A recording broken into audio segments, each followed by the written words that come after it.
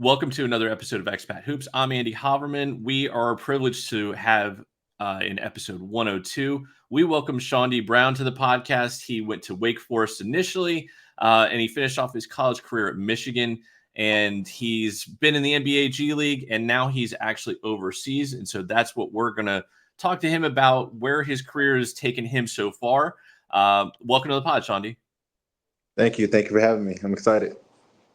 So one of the things we mentioned off the top is you went to Wake Forest initially, several years there, chose over at least the public offers, Kansas, Indiana, and Florida, a lot of really good schools, 4-star recruit, really notable. And then you wind up on going to Michigan. But as far as your high school recruitment goes, were there any interesting stories that you have and how you wound up at Wake Forest? No really interesting stories. Wake Forest, it just seemed like the perfect fit overall. It was somewhere where I knew that I was going to go right in and play right away instead of going to, a different school and maybe have to wait a year or two and to play and play behind people. My goal was to go in and play right away, help the team out as much as possible. So I knew that Wake Forest is a great academic school. That was the first thing I realized. I know they play in the ACC, so they're playing really good teams every night. The Dukes, the Carolinas, the Notre Dames, the Florida States, the Syracuses. So that was just a no-brainer for me. Well, a highly successful college career at Wake Forest.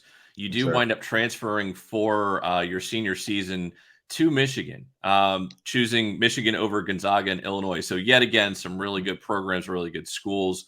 What was your difference in approach? Obviously, you've had some experience in the college game at this point, but what would you say your approach was as a difference from a high school trying to figure out a good place for you to be? Obviously, you've only got the 1 year left, so the opportunity for playing time is certainly going to be a consideration because you're not going to transfer just to sit. But what was your approach this time around as somebody that's looking at your last year, having been through it a little bit, having understanding what the college game is like? Take us through that approach your senior season. Yeah, I mean, I knew I had 1 year left, and my goal was always I wanted to make it to the NCAA tournament, play in the NCAA tournament, and I felt like a school like Michigan, I would be able to reach that goal, show that I can play with a lot of great talent around me, and showcase my skills on the national level, and we did that. We made it all the way to Elite Eight, came up short, but played with a great group of guys, great coaching staff, and I can't ask for nothing more. So. Well, I don't really think that it was. I mean, obviously, a lot could go wrong potentially, but given the fact that you're a highly rated recruit, that your college career, just consistently went really, really well, there had to be an Mhm. idea that at some point, that the dream of going professional really kind of transitioned a little bit more into, okay, what does this actually look like? How am I actually going to be a professional? What did that look like for you? Whether it was, college coaches saying, look, you're going to go on to the next one. You need to be in communication with so-and-so, whether it's certain agents or they could guide you in terms of this is what you need to look for. What did that look like for you that said, all right, you're going to become a professional now. This is what it looks like. And who helped offer you some sort of advice? Yeah, probably say some of my real close AAU coaches as well. Coach Anthony Ricks, he's been coaching me since I was seventh grade. So he gave me insights of just being where your feet's at, getting better each and every day. Um, Personally, I knew I was going to be a professional one day because my work ethic. I've been working hard ever since I was a little kid. So just being where my feet's at and staying in the moment. I didn't know where I was going to be at NBA, overseas, but I just want to go in the right position wherever I went. And yeah, so I'm here now. So you're overseas now, but before you even get to that point, you wind up being in the G League. There's NBA experience with not only the Lakers, the Hawks, and then there's also G League experience with the Spurs. So before we kind of get into that aspect of your career, was there any overseas opportunities and interest at that point in time before you decided to go on kind of the more domestic path? Yeah, to be honest, at the point, NBA was just really the only goal coming out of college. Overseas was an option too, but I wanted to try the NBA, and I was blessed enough to play with the Lakers and the Hawks for a little bit, and I don't take that for granted. It was a great experience, and down the line, it's just felt like God led me to being overseas. So before we get you to overseas, one of the things I think is interesting. So you're somebody that does have NBA experience. Like I think it's 5 games in total, 2 games Mhm. starting again with the 2 organizations that we're talking about. At any given time, there's like what 450 people on an NBA roster. There's not necessarily a lot of turnover. I don't remember the stat off the top of my head, but there's something that like at any given point in time, there's usually only like 1,000 people on this earth that can say that they've been in an NBA game. So it's a super Sure. small pool. Can you Yeah. kind of take me through a little bit like what that means to you that if you never get back there at all, that you've got that to hang basically and say like this is a really big deal. What it means to you personally? Yeah, I don't really. That's a good thing you say. I don't really look at it as like that, but yeah, just being on the NBA court, it doesn't matter if it's preseason or regular season game. Just being on that court and playing and being able to score your first points, to be able to talk to your role models and people you looked up to. It was just a great experience, and I can't take it for I can't take it for granted at all.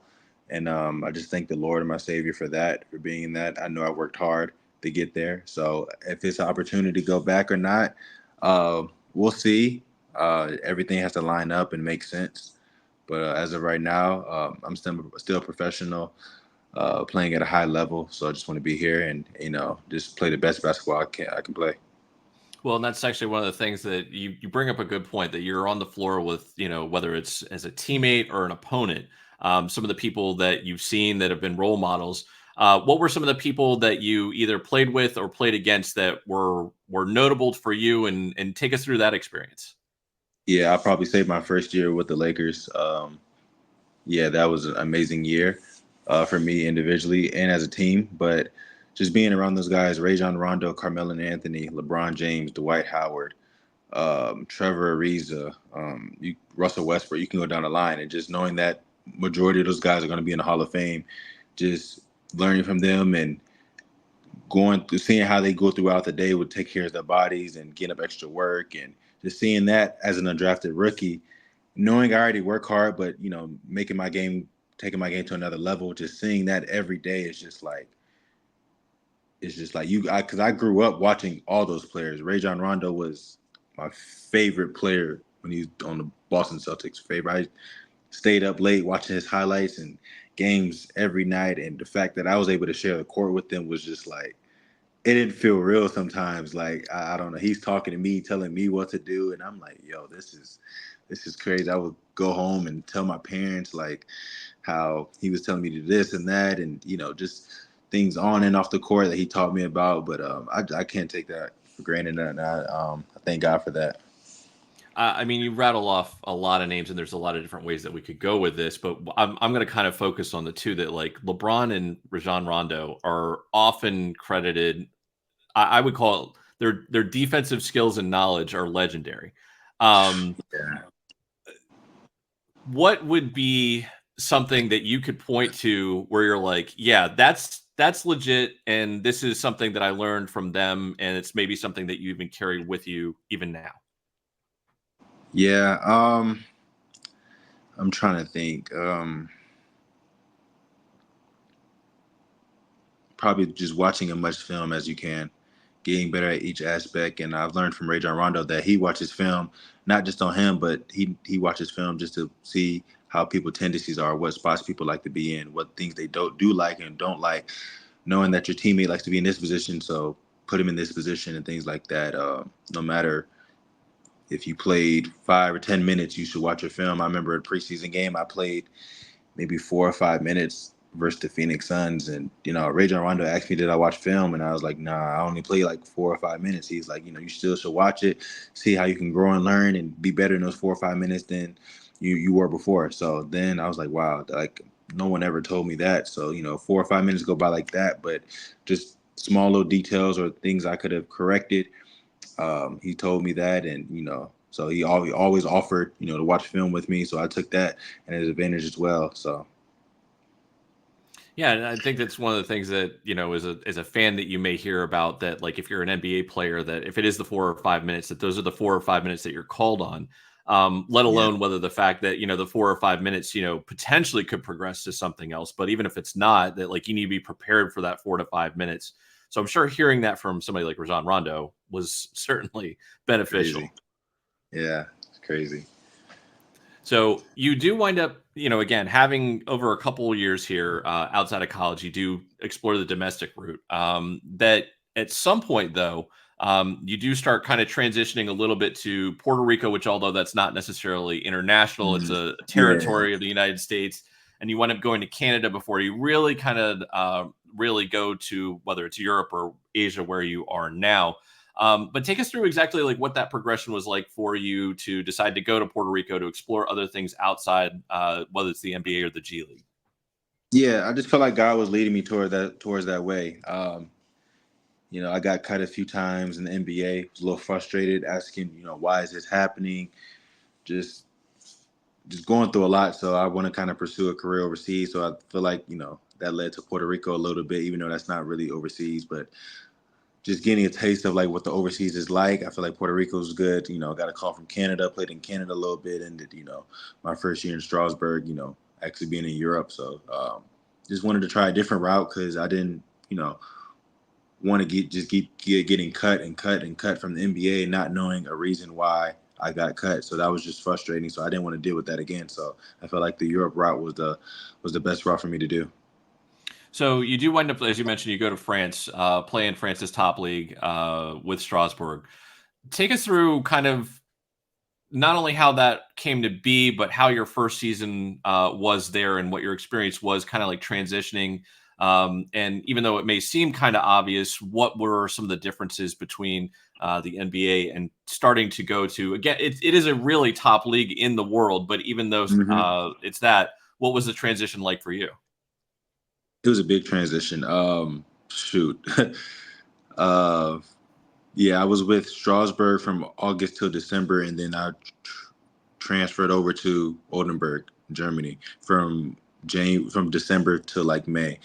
It was a big difference. For number one, I'll probably say just the spacing. The spacing in Europe is so jam tight, and there's no driving lanes, and they're making you kick it, and I feel like the court is smaller. Over here they teach that they want us to shrink the floor on the defensive end, making you kick the ball, making you make extra passes and things like that. Instead of being an NBA, it's more spacing, more space to create for yourself, for others. I feel like it's easy to get up and down and things like that. But yeah, it's I'd probably say it's the spacing. 3-point line is closer in Europe. The ball's different. Trying to think of what else. Yeah, that's what I would say right now. So probably it's unfair to compare almost anything with the NBA in terms of the level of treatment and everything that you get. But if you could kind of compare like the G League, college, and what your experience was going overseas in terms of what treatment was like and what practices were like in contrast to say the G League and college. Yeah. Yeah, in Europe is definitely way different from the States as well. I would say we did a lot of 2-a-day practices. We played in two when I was with Strasbourg. We played in two leagues. We still practice 2-a-days.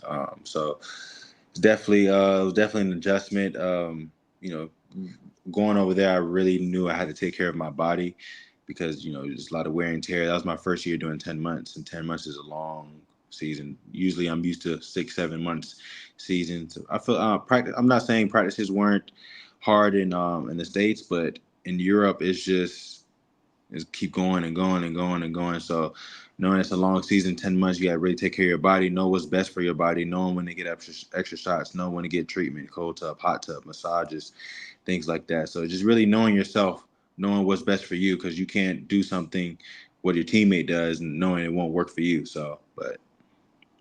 Thanks to SeatGeek for sponsoring Expat Hoops. We recently became a brand ambassador for them. SeatGeek is a ticket app that takes the confusion out of buying tickets.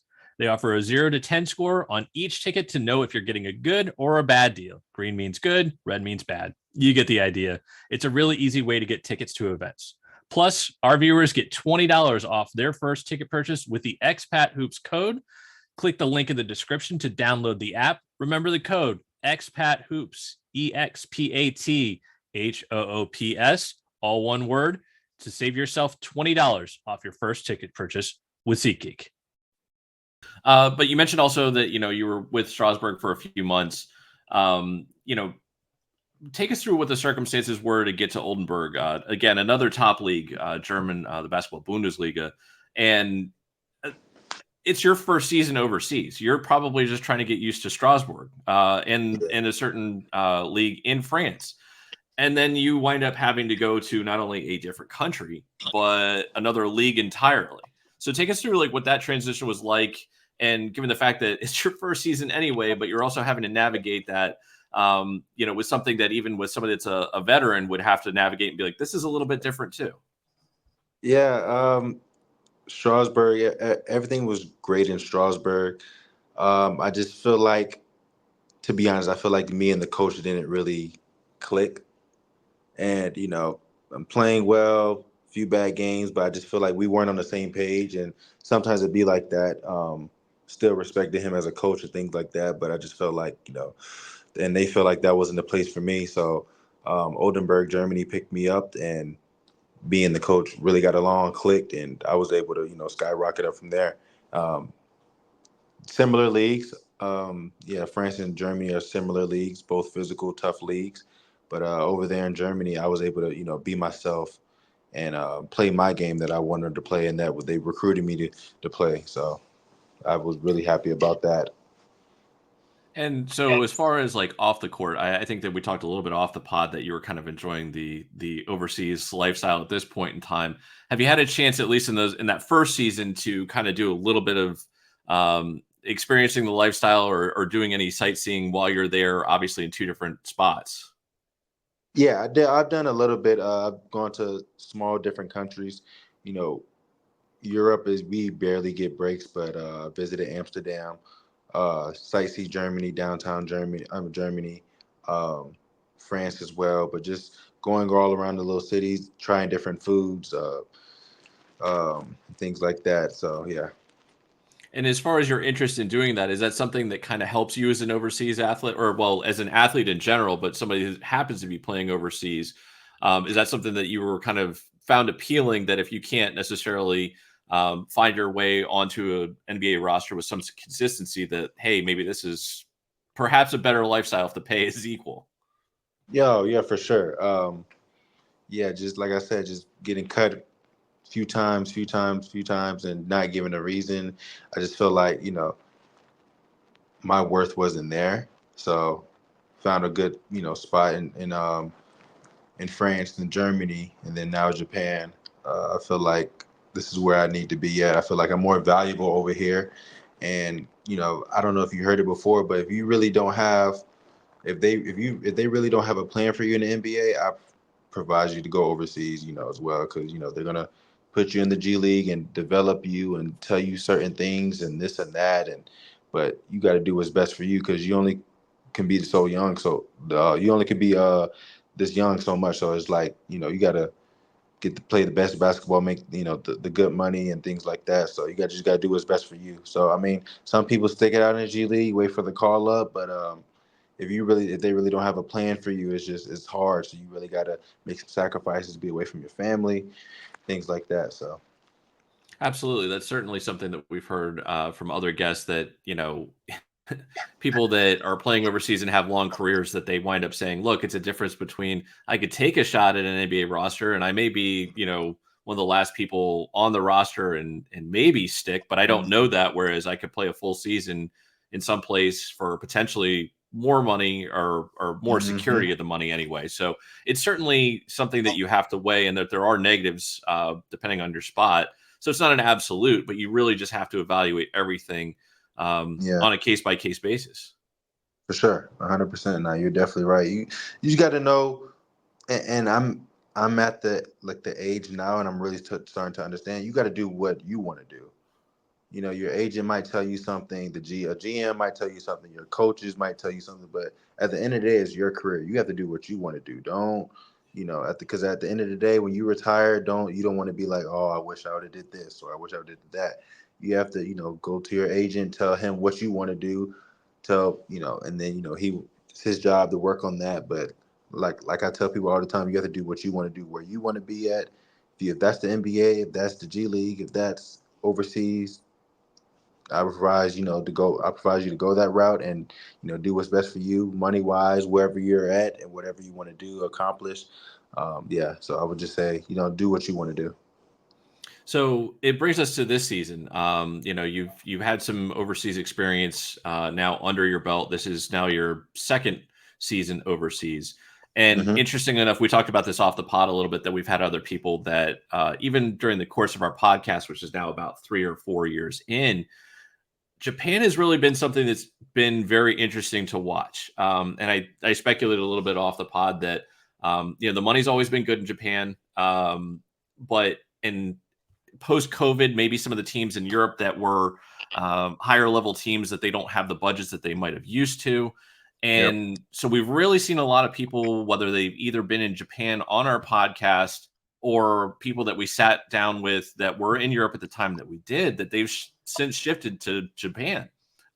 So it's really notable to me to be like, look, we've sat down with him, and him. They're all really good players. They're still in the primes of their career, and they're all making their way over to Japan. And you've already done it in year 2. Obviously, the money's probably good. You're going to be treated well, that the paycheck's going to come on time and everything. But take us through what that decision was like for you to go from Europe to Japan so quick.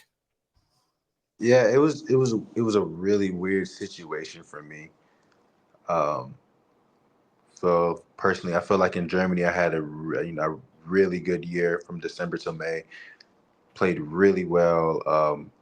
Helped my team to a lot of wins. Got along with a lot of people. Great, had a lot of great teammates I met along the way. Coaching staff. I feel like I had Oldenburg was one of the best experiences I've been since I've been a pro. Feel like a really good year, and then it's like I had situations and teams in Europe where they were offering me, but it was way less than what I made this past year, and I was like, I didn't want to go back. And I feel like to me that's going backwards in that point, and it's basically at the same level or a level lower. So I'm like, that's not making sense in my aspect. I had a really good season. The pay should go up. The league should go up. And you're not being cocky or anything, but I do have an NBA experience tag a little bit, G League tag as well. And things just wasn't adding up. I'm going down in money, staying at the same league. So I told myself I'm just going to be patient. Told my agent I wanted to pursue the Asia market. He worked on that, and a team from Japan reached out, called Team Kobe Storks, and I'm with right now, and I thank them for the opportunity. They sent me a really, really good offer, so it was something I couldn't turn down. So I feel like God was leading me towards this place, and Japan was also always a place I wanted to play at. I didn't know it was going to happen now, but I knew Japan is somewhere where I wanted to be. So I just I had to be patient and understand what God was doing at the time. But yeah, in Europe, like I said, I would have liked to have been in Europe, but things wasn't just adding up, and teams tell you stuff that what you want to hear, and it's like I really wasn't trusting that. So I feel like the Asian market. I heard great things about the Asian market, from China, from Japan to South Korea to Taiwan, that people that played in, and they said. It's really good basketball over there. They treat you well. They pay you on time. So I was like, might as well try it. It's basketball at the end of the day. I feel like I'm an easygoing person. I feel like I get along with a lot of people. So I feel like, Japan was the right move. So it's actually interesting, and I completely agree with you in terms of, you mentioned something that's really notable to me is we've heard other people that, a lot of times when you're starting out in overseas, that if you don't have a big school attached to you, or if you don't have some sort of NBA experience, it's tougher. You got to start at a certain point and work your way up. And you're absolutely right that not only with the schools that you went to, but also that you have the NBA experience, that there probably should be some level that you should basically expect. Especially this early in your career. And to your point, I didn't necessarily mention it, but there's the G-League draft that for the Valley Suns that you were the second pick for the Valley Suns. That other names that were picked include like Emmanuel Mudiay, Jahlil Okafor, Denzel Valentine. Yep. I think there were 6 people that had been previously in the NBA, and it's interesting to see where all those people actually wound up. Is even though this happened over this last offseason, they all wind up overseas. So it's interesting not only to see that, but also to say that like they wind up with really good teams overseas, which you did as well. So to your point, checks out. But you've been here a month in Kobe. It's a new country for you, new league for you. Off the pod, we kind of talked a little bit about the level of play. Clearly, it's something that consistent with a lot of people going over there. That it's a good league. But what's your experience been like so far, not only on the court but off the court? Just the scenery. Kobe's really nice, like really nice. I've been walking around here and there after practice and trying different types of foods and like the buildings, the cars, the stores, and just walking around, just seeing a different culture. That people are like really, really nice here. Language barriers a little different, tricky. People really don't understand me. Have to use Google Translate, but besides that, that's really the only problem that I have. But in Florida, where I'm from Florida, they don't really have trains, so I've been taking a train here and there, just going to different stores, different restaurants, and so that's new to me. I feel like that was really interesting to me as well, taking a train by myself and things like that. But Kobe's been good. Like I said, I've been here for like a little less than a month, but I can't ask for nothing better. Just ready to get this season going and to have a great year. Hello, and thanks for watching. Be sure to give the video a like, and you can watch more videos over here. You can also click subscribe over here so you're notified when we have new content here on Expat Hoops.